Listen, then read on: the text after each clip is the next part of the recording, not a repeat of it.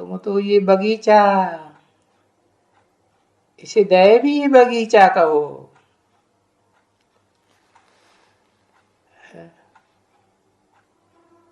देवताओं का बगीचा कहो, देवताओं की राजधानी कहो। आसुरी राजधानी की बात ही नहीं, मारा मारी की राजधानी। अब ये बगीचा क्यों कहा जाता है यहाँ? जैसे ये दुनिया में भी कलयुग का बगीचा है।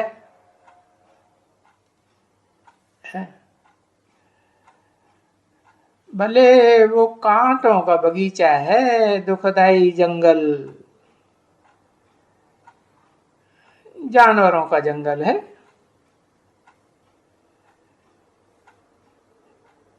तो भी इन जानवरों के जंगल में भी कोई बहुत बच्चे हैं।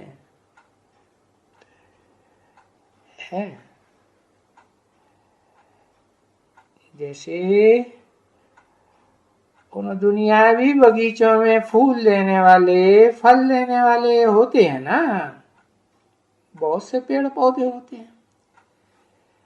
ऐसे ही ये चैतन्य बगीचा, इसमें फल देने वाले भी हैं, बहुत हैं।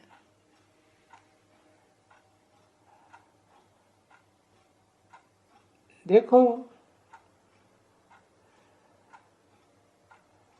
कि पेड़ से कितने आम देते हैं।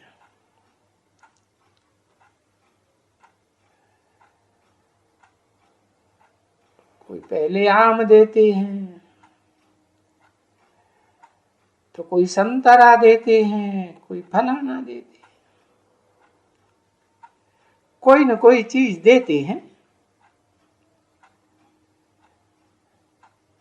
तो इस दुनिया के बगीचों से, कलयुगी बगीचों से तुम बच्चों के बगीचे का मिसाल दिया, तो ये भी है ना ऐसे बच्चे। फूलों का भी ऐसे ही है, फलों का भी ऐसे ही है।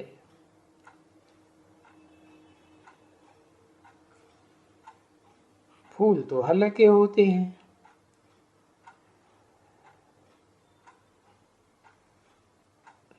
तो इन बच्चों में भी ऐसे ही है, नंबरवार पुरुषार्थ अनुसार। कोई फलीभूत, कोई फूल हैं।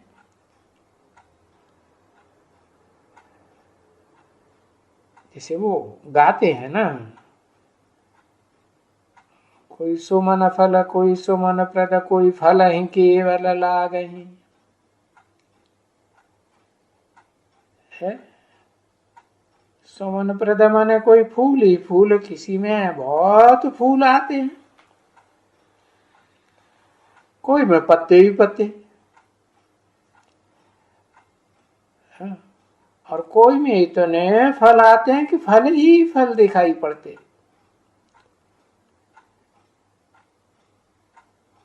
तो देखो उस कलयुगी दुनिया में भी ऐसे ही होता है।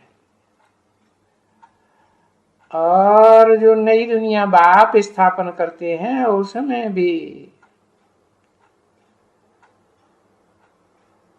अब कोई देखो हल्के में हल्का फल, बहुत कम फल देते हैं। ऐसे झाड़ होते हैं ना, इससे इसको सस्ता फल मिलता है।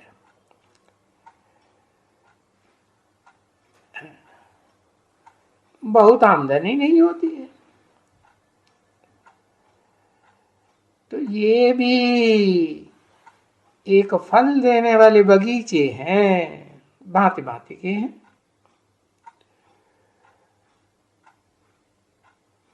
कोई तो बड़ा फर्स्ट क्लास, आम ही आम देने वाले,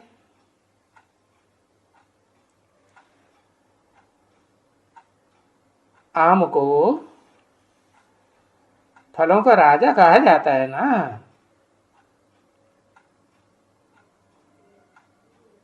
हाँ, आफू से आम देखा है इनमें, अभी ये बढ़ रहे हैं क्योंकि ये झाड़ों की स्थापना हो रही है।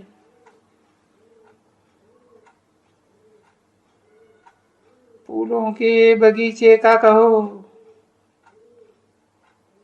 फलों का बगीचा कहो, कुछ भी कहो, अभी स्थापना तो यहाँ हो ही रही है।